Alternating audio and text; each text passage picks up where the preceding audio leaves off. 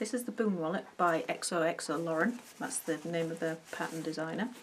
And it's a simple wallet. It's just a little trifold thing with a card holder, and with a coin purse section. It also has some space behind those items for notes and receipts and that kind of thing. So the original wallet looks like this on the inside. I decided to add a little flap here just to protect the cards a little bit more and stop them from falling out. So if you have it in your bag this way around and they all fall out, that's really annoying.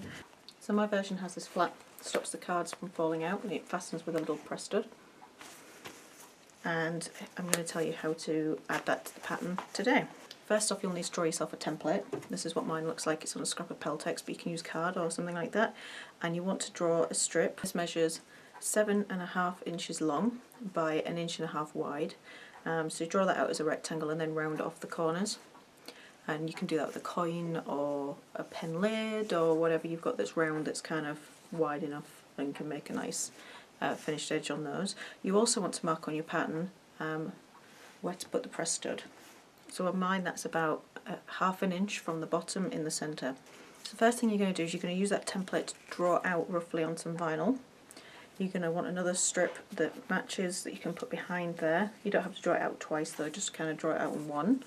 And then what you're going to do is use the drawn line as a guide, stitch 1/8 inch all the way around, apart from that short straight edge there, because you don't need that one, that's going to be tucked on the inside.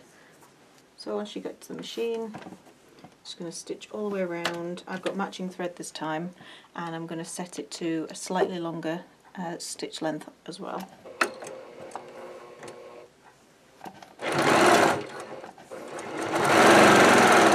When I get to the rounded edge, I'm going to go a lot slower, just because it's harder to kind of paste your stitches and to spread them out nicely so that you get that gentle curve.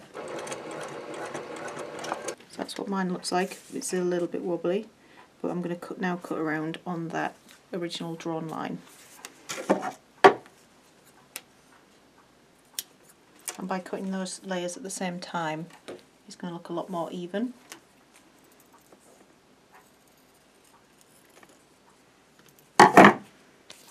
So there is the strap, the flap. So once you're at this stage in the pattern where you've got your zipper pocket and your card slots attached to the lining piece, so you're very close to the end of the project, this is when you'll need this particular part before you've actually sewn it to the outside part of the wallet. First thing you're going to do is measure up on the card slots 1.5 inches up from the bottom, and this is going to be central to your where your cards are as well, your card slots are, so that's central between the lining pieces that are on either side. So mine is about 3 3/4 inch wide. So we're going to go, and that's where we're going to be putting 1/2 of the snap. With snaps, there's 4 parts that you need. You've got this sort of the rounded top side, and that's going to go on the flap. The corresponding side to that is one that looks like this, and then for the actual attaching it to the card holder, you'll want the one with the longest little shank on there, and then also the stubby press stud part as well. So those are the 2 parts for that bit. So now I've made my mark, what I'm going to do is I can either punch a hole with using a punch, or I can put a little hole in with a pair of scissors. And what I'm going to do is make sure I'm not going all the way through, because the number of, if you poke your hole through, you're going to lose more card holders. So you're definitely going to lose this first one. There's nothing you can do about that one. The second one is probably going to be a little bit shorter, but you definitely don't want to be going through that third one there. So I can put my hand underneath and kind of feel where I am, and I also don't want to go through the actual main slot here, so I'm going inside behind where you can feel the folds of the card holders, not beyond there, because you want to be able to use that as a flap too. I'm just going to make a hole, and I usually use an awl or a small sharp pair of scissors for this. So these are my favourite. So once I've got that hole, I'm feeding the long shank all the way through from the back, all the way through to the front. And then I'm going to put the little kind of mushroomy one on top of there. And next what we need to do is set it. So sometimes you might have a bench punch. The set that I have is from Amazon, and it comes with some cut punches for punching out the fabric, but it also has these setting tools in a few different sizes. So this one is for when we set the pointy one is for when we set the side of this snap that will be on the flap, and this one with the hole in it, that one is the one that we need this time, because that's going to go over the mushroom bit here, and then underneath where the and underneath the back of that we've got this side of the anvil, and that's going to just sort of sit in that little groove that's on the bottom of the shank, and then we're just going to tap it with a rubber mallet. Alright, so that side of the snap is fitted. Now we need to add it to the flap.